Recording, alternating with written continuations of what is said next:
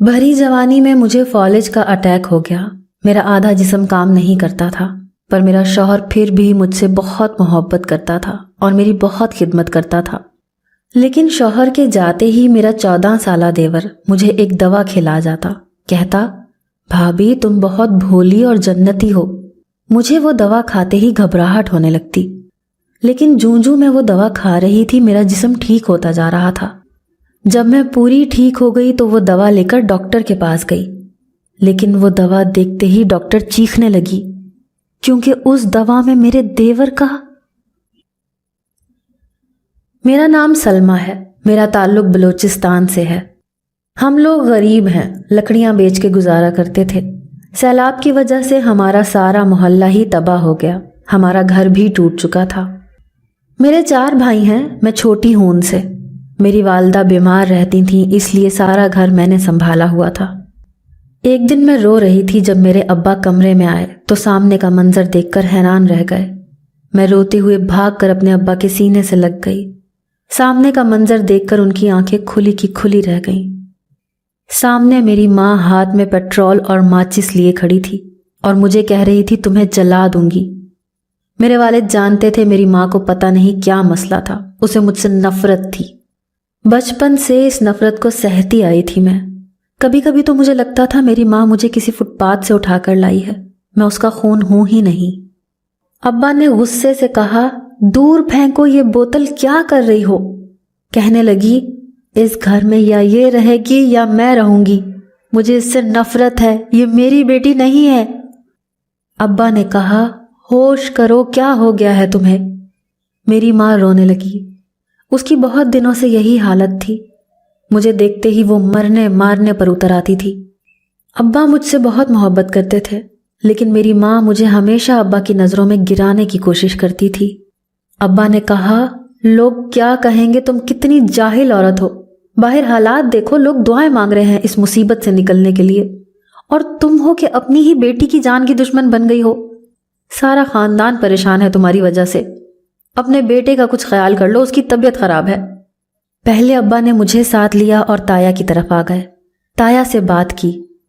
कुछ दिन घर की मुरम्मत की वजह से हम लोग उनके घर रहने लगे। ताया लोगों का घर बच गया था। मैंने सामान रखा जो थोड़ा बहुत बचा था और जाने की तैयारी करने लगी। अब्बा किसी काम से घर से बाहर थे जब मेरी माँ ने कहा कि तुम चलो नासिर के साथ, मैं आती हूँ। मेरे खालाजाद का नाम नासिर था, जिससे कुछ दिन पहले मेरा झगड़ा हुआ था। मुझे उससे डर लगता था। मैंने मना किया तो माँ लड़ने लगी कि कज़न्स में झगड़ा हो जाता है, बातों को दिल में नहीं रखते। तभी मेरा कज़न भी वहां आ गया। मेरी माँ ने मुझे देखते हुए इशारा किया कि जाओ, तुम इसके साथ चली जाओ। मैंने कहा, मुझे इसके साथ नहीं जाना। तो कहने लगी, तो बैठी रहो, तेरा बाप तो काम से गया है बाहर। मैं अक्सर ही देखती थी मेरी माँ हर काम में मेरे उसी कज़न का साथ देती थी, और मेरा कज़न वो था जिसे पता नहीं था कि बूढ़ा बाप बीमार है, फिर भी कुछ ना कुछ करता रहता है कि घर का चूल्हा जलता रहे। मेरी खाला ने ही नासिर को बिगाड़ कर रखा था। वो उसे कुछ कहती नहीं थी। जो भी करके आ जाता उसे कभी ना कहती कि तेरी गलती है। मेरे खालू कहते थे, तू पिछताएगी, उसे उसकी गलती पर डांटा कर, पूछ गुछ किया कर। लेकिन खाला कहती थी, यही तो दिन है उसके, अभी उम्र ही क्या है, 17 साल में बच्चे को पता ही क्या होता है। खालू खामोश हो जाते, जानते थे माँ बेटा समझने वाले नहीं हैं। उस वक्त हम सब बहुत मुसीबत में थे। घर और मवेशी सब कुछ सैलाब की नज़र हो गया था। भूख और सब कुछ चले जाने का दुख हम सबको जहनी तौर पर मफलूज कर रहा था। अगर कोई मदद हम तक पहुंच भी जाती तो कितने दिन हम भूख मिटाने को हाथ फैलाते। हमारा मसला तो मुस्तकिल बुनियाद पे रोज़ी का जरिया था, लेकिन उससे भी बुरा ये था कि हम लोग आपस की रंजिशों में गिरफ्तार थे। मैं उन दिनों बहुत सोच रही थी। उसकी वजह शायद वो थोड़ी सी तालीम भी थी जो अब्बा ने अम्मा की मुखालिफत के बावजूद मुझे दिलाई थी। हमारे समझदार होने का एक नुकसान ये भी होता है कि हम हर चीज़ की तह में जाकर आगाही हासिल करना चाहते हैं, और बाज़ औक़ात आगाही बहुत तकलीफ़ देती है। हम लोग ताया के घर आ गए। उन दिनों अब्बा और ताया घर की मुरम्मत में लगे रहे, और मेरा तायाजाद शाहमीर लोगों के साथ बड़ी बड़ी बातें करता रहा। कभी कभी मुझे लगता है ये भी किसी न्यूज़ चैनल का एंकर बन जाएगा। मेरे कज़न को शहर से आने वाले उन लोगों पर बड़ा रश्क आता था और उनके आगे पीछे फिरता रहता। ताया कहते किसी के आगे हाथ नहीं फैलाना, सब कुछ अल्लाह की तरफ से आजमाइश है, सब्र करो। उन्हीं दिनों अब्बा बहुत बीमार रहने लगा था, उसे डेंगू हो गया था।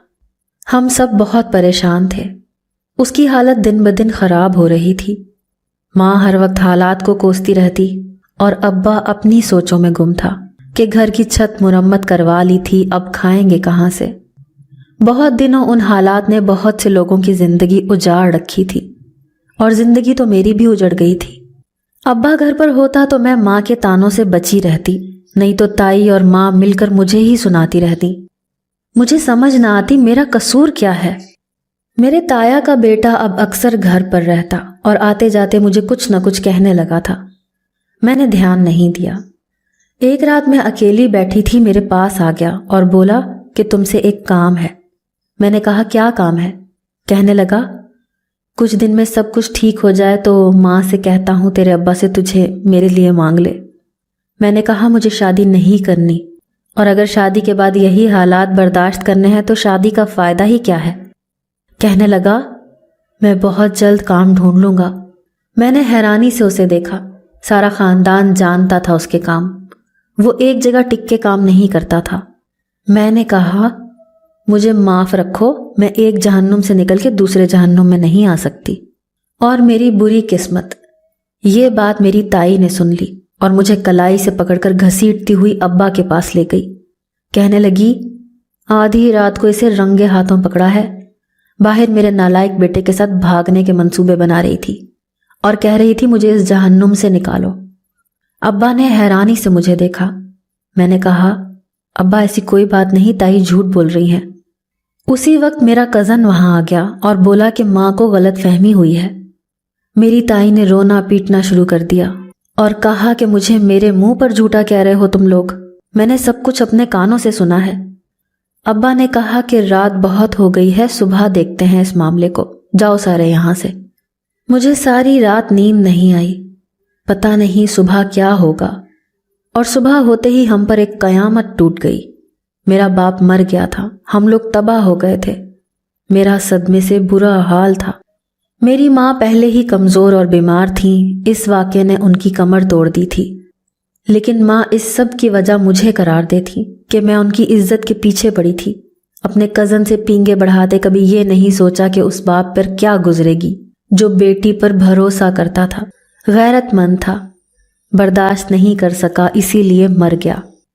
माँ मुझे कोसती थी, लेकिन माँ को कौन समझाता कि अब्बा के जाने से सबसे ज़्यादा अकेली और तन्हा तो मैं ही हो गई थी। अगर नुकसान हुआ था तो मेरा हुआ था। मेरे अब्बा के मरने के बाद मेरी माँ खामोश हो गई थी। कुछ दिन बाद मेरी खाला ने मेरी माँ से कहा कि तुम लोग सलमा का रिश्ता हमें दे दो। माँ तो राज़ी हो गई, लेकिन ताया ने कहा कि अगर ये रिश्ता हुआ तो मैं हर रिश्ता तुम लोगों से तोड़ दूंगा, मेरे भाई की बेटी मेरी ही बहू बनेगी। खाला ने ताया से कहा देखा, मैं ना कहती थी ये लड़की तुम्हारे बेटे के साथ चक्कर चला रही है, अब बताओ। इसीलिए बेटे की ख्वाहिश पर तुम मेरे बेटे की खुशियों के दुश्मन बनकर आ गए। अम्मा ने ताया को रिश्ता देने से इनकार कर दिया। ताया नाराज हो गए, हम लोगों से बोलचाल छोड़ दी। मेरे अब्बा मेरे लिए बहुत बड़ी हिम्मत थे, सहारा थे। मैं तो उनकी ज़िंदगी की दुआएं मांगती थी और सोचा करती थी कि अगर अब्बा ना हुए तो मेरा क्या होगा, मेरी माँ मुझे जीते जी मार देगी। लेकिन मेरी दुआएं आसमान तक पहुंची ही नहीं। सब कुछ उलट हो गया था। अब्बा नहीं रहे थे और माँ की मुझसे नफरत वैसी ही थी। मेरी माँ हर आने जाने वाले के सामने रो पीट रही थी, लेकिन मुझे एक बार भी ये नहीं कहा कि तुम हौसला करो, कुछ नहीं होगा। मैं रो रो कर थक चुकी थी, मज़ीद अकेली हो गई थी। मैंने अपने ताया से बात की। अब्बा के जाने के बाद वो रोज़ ही आते थे मेरा पूछने, लेकिन अब वो भी उस रिश्ते वाली बात के बाद से घर नहीं आ रहे थे। उन्हीं दिनों मेरा भाई कुछ शहरी लड़कों के साथ शहर की तरफ निकल गया। बहुत दिन उसकी खबर नहीं मिली थी। मैंने ताया से कहा कि वो अपने बेटे से कहें कि अखबार में इश्तिहार दे, कहीं पता करे। ताया ने बताया कि वो सब कुछ कर रहा है, मैं हौसला रखूं। बहुत जल्द मेरे भाई को वो लोग ढूंढ लेंगे। मेरी माँ मेरे ताया को देखते ही 100 बातें करती थी। वो सिर्फ मेरी और मेरे भाई की वजह से चुप थे। एक दिन मेरे कज़न ने मुझे कहा कि मैं किसी तरह उसके घर आऊं, उसे मुझसे कुछ बात करनी है। मैंने सोचा कि शायद भाई की कोई खबर हो।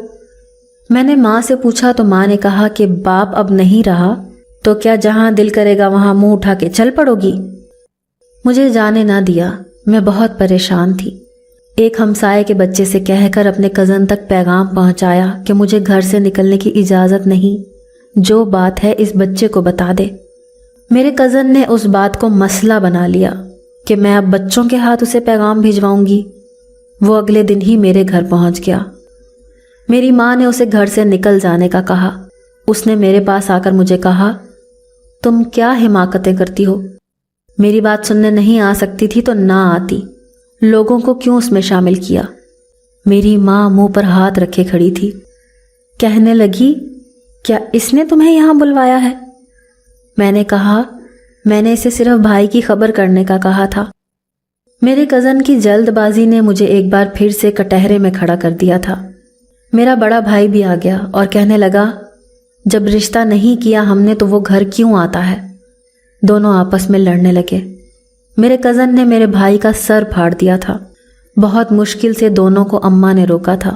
अब अम्मा मेरे कज़न को बद्दुआएं दे रही थी और मेरा भाई मुझे गुस्से से देख रहा था। मुझे उस दिन बहुत खौफ आया था। मुझे लग रहा था वो मुझे जिंदा नहीं छोड़ेगा। मेरे घर से निकलने पर पाबंदी लगा दी गई थी। मुझे किसी से भी बात करने की इजाज़त नहीं थी। एक दिन खाला माँ से मिलने आई। दोनों कमरे का दरवाज़ा बंद किए बातों में मसरूफ़ थीं।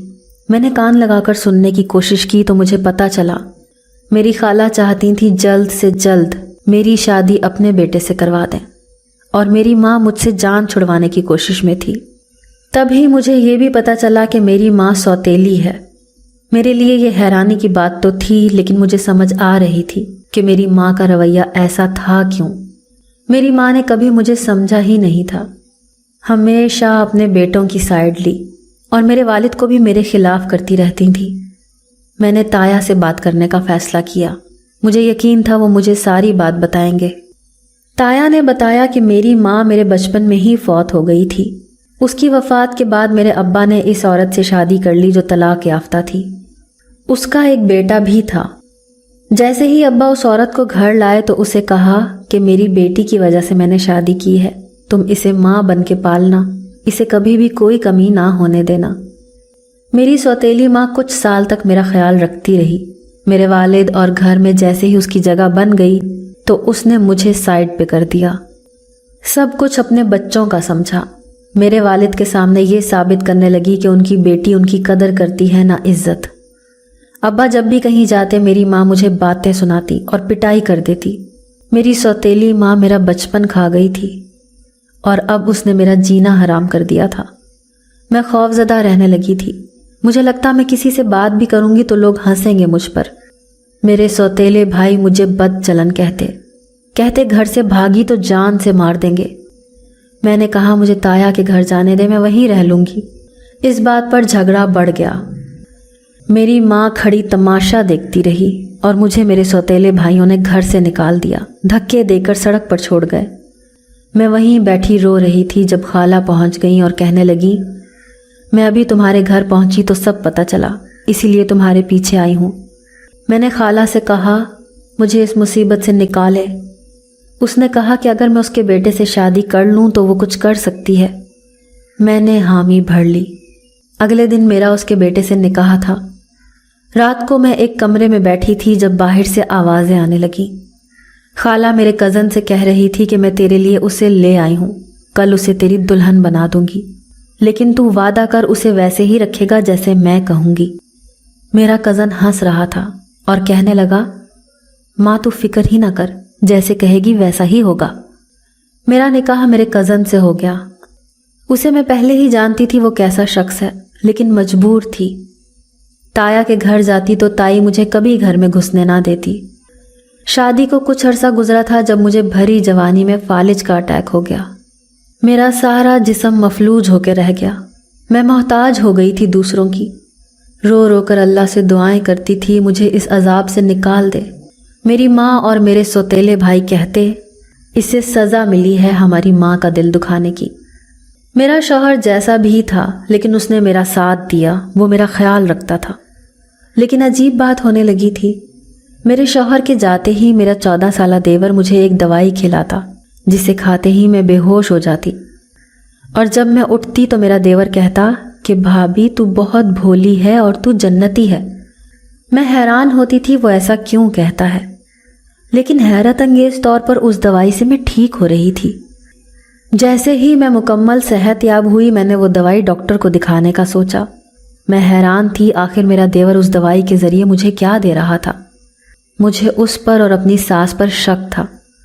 जब डॉक्टर ने बताया कि इस दवाई से मैं ठीक नहीं हुई, बल्कि उस दवाई से तो मैं बांझ कर दी गई हूँ ताकि औलाद ना हो, मैं हैरान थी आखिर मेरा देवर इस हद तक क्यों गिर गया। जब वापस आई तो एक और इल्ज़ाम ने मेरी ज़िंदगी बर्बाद कर दी। मेरी सास ने कहा मैं उनके 14 साला बेटे पर डोरे डालती रहती हूँ। मेरा शौहर भी उनके साथ इस इल्ज़ाम को सच साबित करने वालों में शामिल था। मैंने अपने देवर की मिन्नत की कि वो सच बताए, लेकिन वो खामोश रहा। ये सब कुछ मेरे लिए कम नहीं था। मैं अजीब मुसीबत में फंस चुकी थी।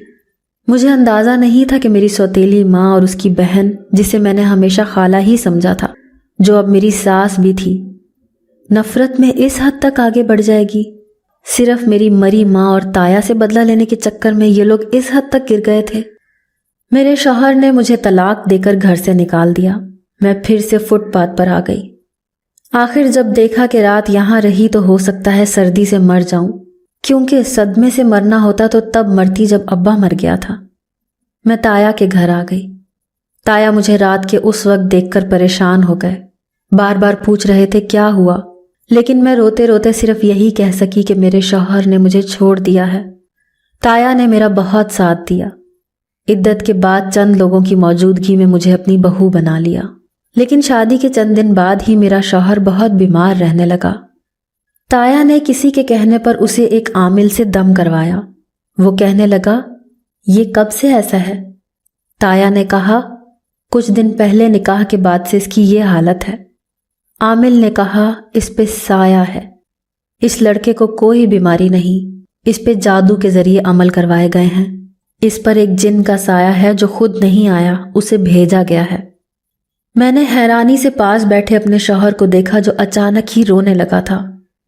वहां मौजूद औरतें डर गई थीं। उसके रोने की आवाज़ इतनी अजीब थी, मैं भी डर गई थी। मेरा शौहर मुझे मारने को दौड़ रहा था जब आमिल के 2 मुरीदों ने उसे काबू किया। आमिल आंखें बंद किए कुछ पढ़ रहा था। कुछ देर में एक मुरीद एक बकरे की सिरी और कच्चा गोश्त उसके सामने रख गया। मेरी आंखें हैरत से फटी की फटी रह गईं।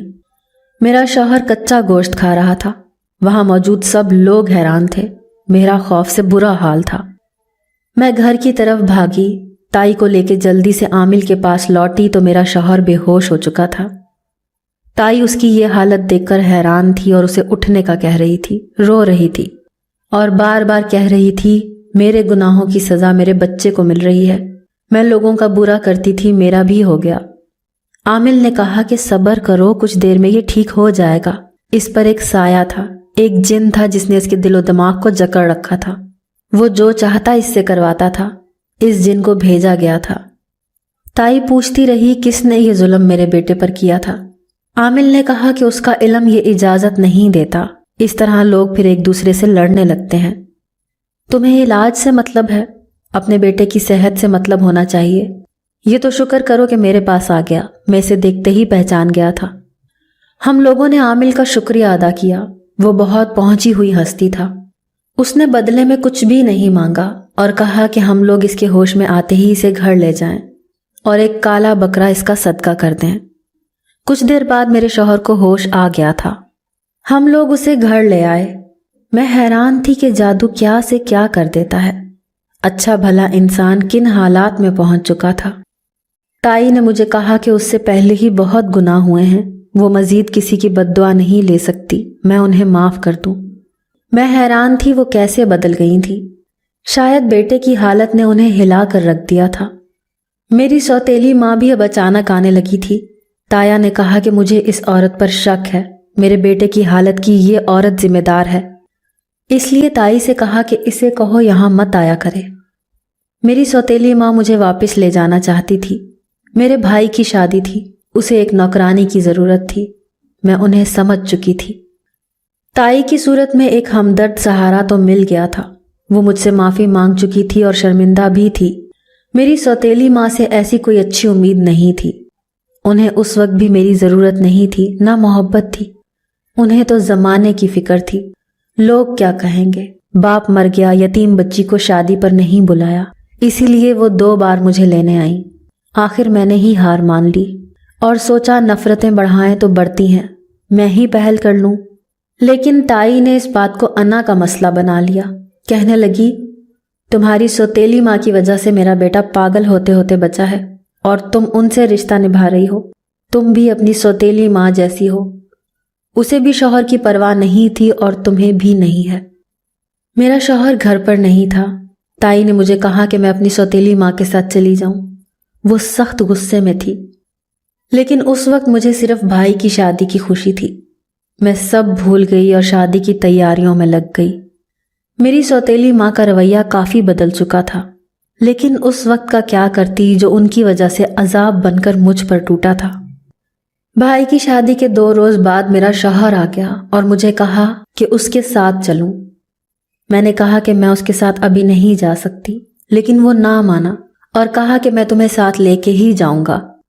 مجھے کچھ عرصہ پہلے اس کی ضد یاد آئی جب وہ ایسے ہی مجھ سے لڑنے پہنچ گیا تھا۔ میں نے کہا کہ مجھے ابھی بتا دو، یہ نہ ہو کہ کل کو تم بھی بدل جاؤ۔ کہنے لگا میں وعدہ کرتا ہوں، تم چلو اور تمہارے لیے ایک سرپرائز بھی ہے، تم چلو تو۔ مجھے اپنی آنکھوں پہ یقین نہیں آ رہا تھا، میرا بھائی 4 سال بعد میرے سامنے تھا، میں اس کے سینے سے لگی رو رہی تھی۔ اس نے بتایا کہ اس کا ایکسیڈنٹ ہو گیا تھا، سر پر چوٹ لگی تھی جس کی وجہ سے وہ بے ہوش تھا۔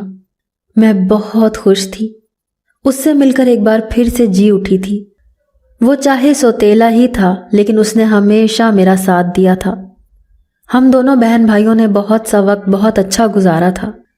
مجھے اس دن بھی ابا بہت یاد آئے جو میرے اسی بھائی سے بار بار کہتے تھے اپنی بہن کا خیال رکھنا، اپنے ساتھ ہوں تو وقت جیسا بھی ہو گزر ہی جاتا ہے، دل پر بوجھ نہ ہو تو زندگی آسان ہوتی ہے، پھر ارد گرد کی مشکلیں بھی ہمیں کچھ نہیں لگتی۔